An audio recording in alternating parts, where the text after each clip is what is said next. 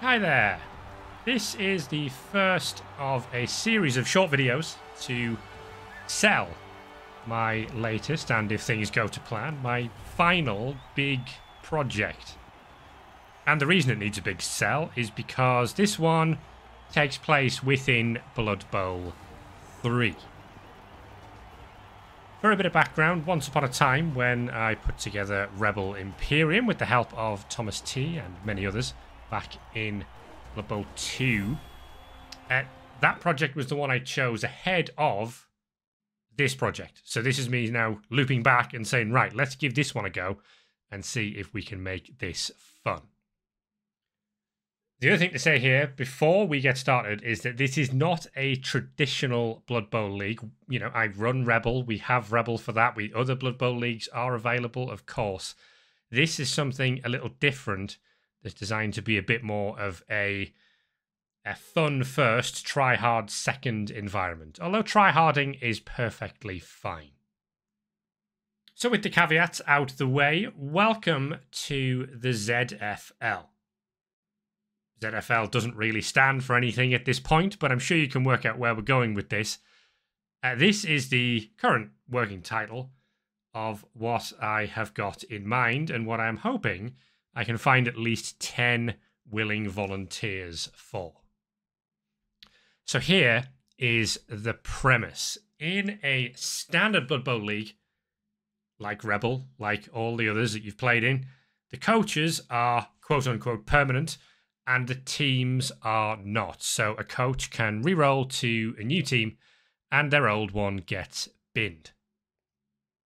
The idea in the ZFL is that the opposite of that is true. The teams are permanent and the coaches are the replaceable parts. You may recognize this from such popular things as real sports. Here's that disclaimer again. It's important the ZFL is intended to be a game designed around Blood Bowl rather than a traditional online Blood Bowl league. This, like Rebel Imperium in the past, won't be for everyone, and I'm putting that out there straight away, but the hope is that it will at least be fun for some people, and then we'll go from there. So all of this that I've said implies the existence of a game world, and a game world there will be. Within this game world, if a coach decides to stop coaching a team, that team continues to exist and would seek to hire a new coach. Again, you may recognize this from such things as real sports. Equally, beyond the leagues with active player participation, other leagues within the game world will be simulated. So there'll be this whole environment of other leagues which we're all interacting with. As the game goes on, the idea in my head at the moment is that we'll have occasional or weekly or whatever league-wide or team-specific events that can impact the game world in ways that are beyond your control. These will often be unfair. You may notice that is in capital letters and bold.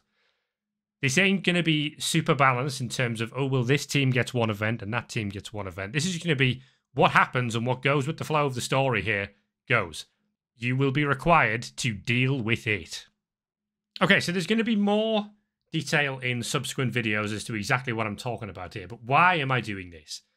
Great question. Firstly, if you know me even in the slightest, you will know this is exactly the sort of thing that I do for fun. As it says there, the idea is that this is something different. It may be a refreshing take on how to play Blood Bowl. It may be rubbish.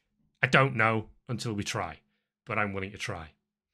Longer term goals is opening up the idea of having more to play for than just winning a division. So this is kind of what the Rebel cycle is. And I use Rebel as an example because that is the one I help run. But very much you go into a season and the aim of that season is to finish in the playoff places in your division. And if you don't achieve that, there is probably not much to play for. In the ZFL, the hope is that there will be more to play for. So your goal could be to save an underdeveloped team that's just been promoted from getting relegated in its first season, and that could be considered a win.